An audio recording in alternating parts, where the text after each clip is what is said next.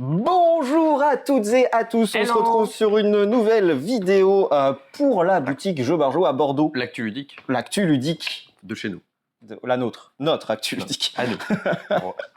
Stan, Romain, Pierre. Yeah. Ça change pas, on est bon là-dessus. Non, ouais, ça c'est bon. Il faut faire vite, excusez-nous, il n'y a plus de batterie. Donc, on est on fire. Allez, je commence parce que j'ai le plus petit. Vas-y. Micro dojo. Tu mens petite. C'est vrai, tant pis. Non, mais il y a un micro. Du coup, micro dojo, petit jeu 2 joueurs. Il y a même un mode solo. On n'en parlera pas malheureusement parce qu'on ne l'a pas testé le mode solo. Mais à Cannes, ils avaient dit que c'était plutôt bien fait. Donc. Bref, à 2 joueurs, c'est très bien en tout cas. Le principe du jeu, c'est un jeu épuré, un peu comme les jeux outre-mer dans le pays du soleil levant.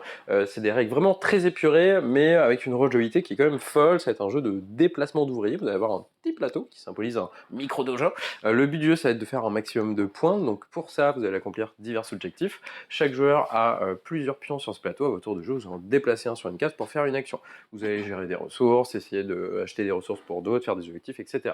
Mais vous allez pouvoir aussi tuner vos petits bonhommes pour qu'ils aient des compétences et des pouvoirs spéciaux pour sauter, pour éviter les règles de placement, parce qu'il y a quand même quelques règles de déplacement, faut pas exagérer, mais vous allez pouvoir un peu, via la spécialisation, faire ce que vous voulez, entre guillemets. Mais ça va être vraiment très tactique. Au final, la rejouabilité est ouf, plein d'objectifs différents, c'est vraiment un jeu où vous avez un peu mode échec, quoi. Atmosphère, lui il peut faire ça, je peux faire ça, tac tac, je calcule sur 10 tours. Bref, micro dojo, c'est vraiment très cool, petit format de poche, c'est parfait pour l'été si vous êtes deux, c'est trop bien, top, nous on a beaucoup aimé. Allez, hop, enchaîne, je t'en prie. Allez, je vais enchaîner avec un autre jeu micro, du coup, qui s'appelle un micro game. Wow. Le nouveau micro game solo qui s'appelle Insurmontable. Dans le fluff du jeu, vous êtes un aventurier, vous avez déjà monté énormément de montagnes escaladées, énormément chevronné. Exactement. Et là, c'est la dernière. Il faut y arriver, il faut monter. Le challenge. C'est le challenge, exactement. Comment ça va se passer concrètement? Vous allez créer une petite montagne à la fin de la partie. Donc, il y aura 4 cartes comme ça, 3, 2. J'en ai pas sorti assez, mais il y en aura une de plus pour faire une vraie montagne. Et ce qui est important, ça va être les chemins que vous voyez ici. Vous devez forcément partir d'un campement de base que vous aurez défini au début de la partie, et vous devez faire en sorte que le chemin arrive tout en haut. Petite twist du jeu, le chemin, ça peut être n'importe lequel, ce qui veut dire que ici, ça commence à monter, c'est bon. Même si les autres ne montent pas sur le chemin qui va jusqu'à l'ascension, tout va bien. Pour le jeu, c'est très très simple. Vous allez avoir un setup de cartes devant vous. Vous pouvez jouer celle que vous voulez ou alors défausser votre carte pour activer le petit pouvoir qui est dessus. Sachant que défausser une carte, ça veut dire que vous la verrez plus jamais. Donc, il faut faire attention à ce que vous faites. Ça, c'est le jeu, la règle de base. Après, il y a énormément de variantes qu'on peut rajouter. Les premières, c'est avec les petits symboles que vous voyez juste ici. Donc, la première variante, c'est sur chacune des lignes, il faudra que des symboles différents. Oui, il y a 5 niveaux de difficulté, je crois, quelque chose comme ça. L'autre, il y a une autre variante qui est possible où il faudra, en plus, sur chacune des lignes, sur chacun des flancs, des trucs différents, etc., etc. Il y a vraiment énormément de variantes. Gros casse-tête, quoi.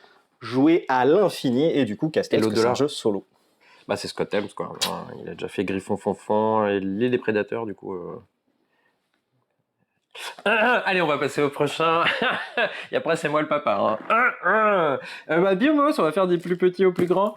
Du coup, ça, c'est un petit jeu. On l'a repéré à Cannes. C'était à Cannes ou à Vichy? Vichy, je crois. Vichy? Ouais, Vichy, peut-être. Je sais plus. Bref, il nous avait... Cannes. Non, regarde, Cannes. Voilà, il a dit Cannes. Du coup, on l'a repéré à Cannes et on avait trouvé ça plutôt top. C'est de 1 à 4 joueurs. Le principe est vraiment sympa. Vous allez avoir un petit plateau qui symbolise une petite planète et vous avez une gouttière où vous allez pouvoir insérer des petits ronds qui représentent des biomes, des forêts, des glaciers, etc.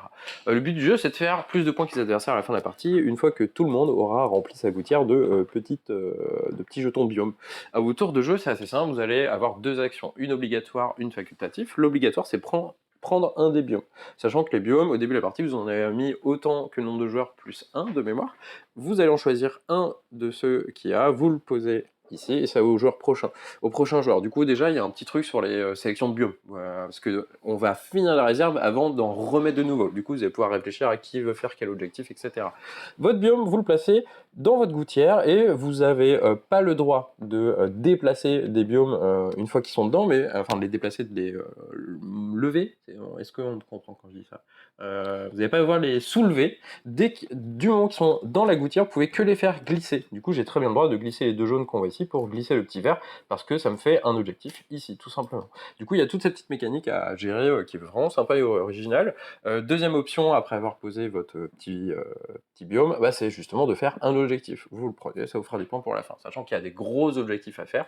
Et un petit truc assez sympa que j'aime bien, c'est la petite planète qu'on voit ici. Vous allez pouvoir mettre un biome, n'importe lequel, et toutes les biomes que vous avez qui sont de la couleur du biome que vous avez mis dans votre lune, c'est 3 points.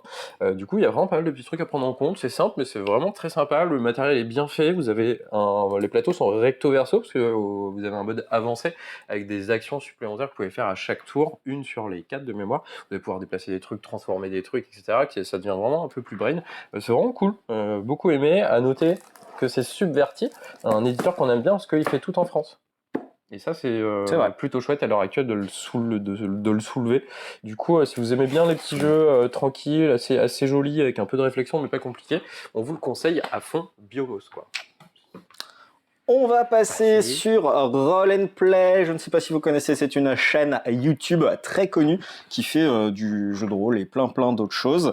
Ils sortent leur petite kit d'aventure, donc le petit jeu d'initiation. À noter qu'on peut jouer en solo à celui-ci. Et du coup, contrairement aux autres kits d'initiation, vous pouvez le faire tout seul. On peut jouer de 1 à 6. La durée de l'aventure, c'est en gros 1h30, 2 heures. Et vous reprenez vraiment les aventures comme jouées sur la chaîne. Du coup, ils vont en faire plusieurs, parce que je crois que sur la chaîne YouTube, ils sont à la 4e ou 5e saison. Donc je pense qu'il y aura des aventures supplémentaires qui vont sortir sans trop de problèmes, parce qu'il y a déjà beaucoup de contenu. Si vous aimez les jeux de rôle, c'est basé sur la 5e édition de Donjons et Dragons. Vous voyez la petite précision juste ici. Et voilà, de quoi vous amuser avec des figurines, un plateau. Vous allez pouvoir vraiment faire comme si vous déplacez dans l'aventure. Vraiment très sympa. Des standees, ouais. Vraiment, je recommande, vraiment très sympa. Roll and Play, l'initiation au jeu d'aventure. Je vais faire des voix off bientôt. Ah, carrément. Et ça me botte, tu fais les montages et tout.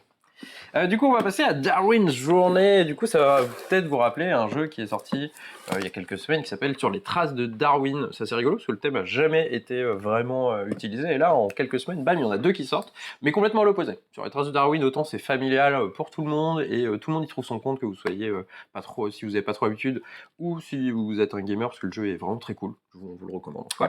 Et celui-là s'adresse plutôt à... là on tape dans du dur, c'est assez expert. Vous allez avoir comme objectif, on va faire un maximum de points, mais pour ça vous allez avoir plein de manières. Vous allez pouvoir explorer les îles Galapagos, vous allez pouvoir, qu'on appelle ça, étudier des espèces, vous allez pouvoir les montrer au musée, vous allez pouvoir mettre des timbres sur des objectifs. Si vous êtes majoritaire, vous avez des bonus de points, enfin il y a plein de choses.